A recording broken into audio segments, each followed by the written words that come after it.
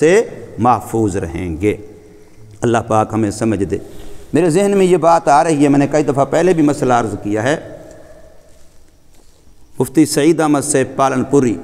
رحمۃ اللہ تعالی علیہ، محدث دارالعلوم دیوبند، وہ دارالعلوم دیوبند میں ترمذی شریف پڑھاتے تھے، سیاستہ کی کتاب ہے حدیث پاک کی۔ ان کی جو تقریر ہے ترمذی شریف کی شرح وہ چھپ چکی ہے، تحفۃ العلمائی کے نام سے یہاں میرے پاس رکھی ہے۔ اس کے اندر انہوں نے یہ مسئلہ لکھا ہے کہ جب نمازی نماز پڑھتے ہیں تو یہ بہت زیادہ غلطی کرتے ہیں، اور بلکہ انہوں نے لکھا ہے کہ اغلاط العلماء میں سے ہے کہ مولوی بھی یہ غلطی کرتے ہیں، امام بھی یہ غلطی کرتے ہیں، مقتدی بھی کرتے ہیں۔ اس میں دو باتیں ہیں، ایک یہ کہ سلام پھیرتے ہوئے امام کے سلام ختم کرنے سے پہلے سلام شروع کر دیتے ہیں، اور اس میں اگر آپ اپنے ساتھ غور کریں تو میں نے کل ظہر کی نماز میں ایک ساتھی کو دیکھا، میرے ساتھ تھا، اور پھر مغرب کی نماز میں ایک ساتھی کو دیکھا، ابھی امام نے دوسرا سلام شروع نہیں کیا، اس کا دوسرا سلام ختم ہو گیا۔ تو اس طرح سے کرنے سے صرف یہ نہیں کہ بندے کی جماعت نہیں ہوئی بلکہ سرے سے نماز نہیں ہوئی۔ اب یہ بیچارہ سمجھا کہ میں نماز با جماعت پڑھ کے جا رہا ہوں، حالانکہ وہ بیچارہ بے نمازی جا رہا ہے، اس نے سرے سے نماز ہی نہیں پڑھی۔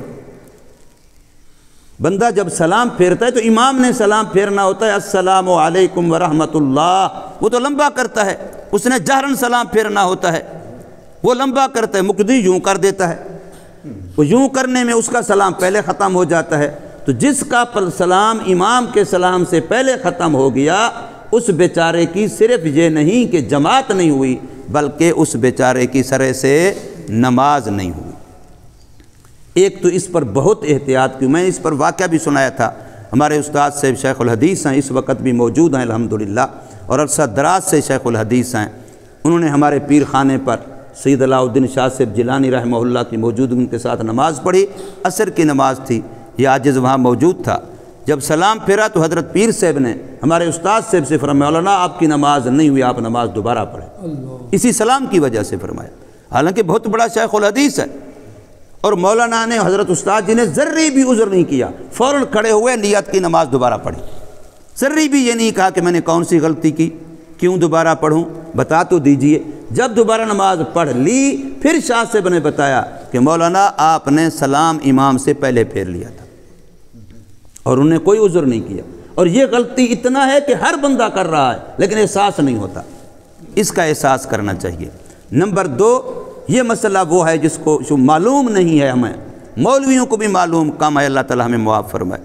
سلام نماز کے واجبات میں سے آخری واجب ہے، یاد رکھو۔ السلام علیکم کے لفظ کہہ کے نماز سے باہر آنا یہ واجب ہے، اور نماز کے واجبات میں سے آخری واجب ہے۔ نماز کا ہر واجب نماز کے اندر ہے، یہ مسئلہ بھی یاد رکھو، نماز سے باہر نماز کا کوئی واجب نہیں ہے۔ اب جب آخری واجب سلام ہے اور یہ بھی نماز کے اندر ہے، نماز سے باہر نہیں ہے، یہ نماز کے اندر ہے، اور نماز کے اندر ہوتے ہوئے تحویل وجہ کہ بندہ چہرے کو یوں پھیرتا رہے، اس سے نماز مکروہ ہو جاتی ہے۔ بندہ نماز پڑھ رہا ہے اور وہ کبھی یوں کرے کبھی یوں کرے تو اس سے نماز مکروہ ہو جاتی ہے۔ نماز پڑھتے ہوئے درمیان نماز میں تحویل وجہ مکروہ ہے، نماز مکروہ ہو جاتی ہے۔ اب جس وقت آپ نے سلام پھیرنا ہے اور سلام نماز کا واجب ہے اور واجب نماز کے اندر ہے اور نماز کے اندر چہرہ پھیرنا مکروہ ہے، تو پھر آپ کو اب مسئلہ سمجھ جانا چاہیے کہ جس وقت آپ بیٹھے ہیں تشہد میں، قعدے میں تشہد پڑھ رہے ہیں، تو السلام اس لفظ کے کہنے تک آپ کا چہرہ بالکل نہ پھرے۔ جب یہ لفظ آپ پورا ادا کر چکیں پھر آپ کا چہرہ پھرنا شروع ہو۔ اگر آپ نے جیسے عام رواج ہے السلام علیکم ورحمۃ اللہ، السلام علیکم، یعنی ابھی اس شروع ہوتا ہے چہرہ پھر جاتا ہے، سلام کے وقت چہرہ ادھر ہے، تو یہ ہر بندہ مکروہ فعل کر رہا ہے، امام بھی کر رہا ہے، مقتدی بھی کر رہے ہیں، اور اس کا احساس بھی نہیں، پتہ بھی نہیں ہے، اور اس سے نماز مکروہ ہو رہی ہے، روزانہ ہو رہی ہے۔ سنتے پڑھ رہے تو ایسے، فرض پڑھ رہے تو ایسے، جس وقت آپ بیٹھے ہیں ایسے قعدے میں تو بالکل سیدھے بیٹھے ہوئے کہیں السلام علیکم ورحمۃ اللہ، اب چہرہ پھیرنا شروع کریں۔ السلام کے لفظ میں آپ کا چہرہ بالکل سیدھا وہیں رہے جہاں قادے کے اندر تھا، پھر آپ کی نماز کراہت سے بچے گی، ورنہ آپ کی ہر نماز مکروہ ہو رہی ہے اور اس کا احساس بھی ہمیں نہیں ہے۔ اللہ تبارک و تعالی ہمیں سمجھ نصیب فرمائے۔ آج جمعہ کا دن ہے اور جمعہ کے دن کو آداب کے ساتھ گزارنا اور جمعہ کے جو نبی پاک صلی اللہ علیہ وسلم کی طرف سے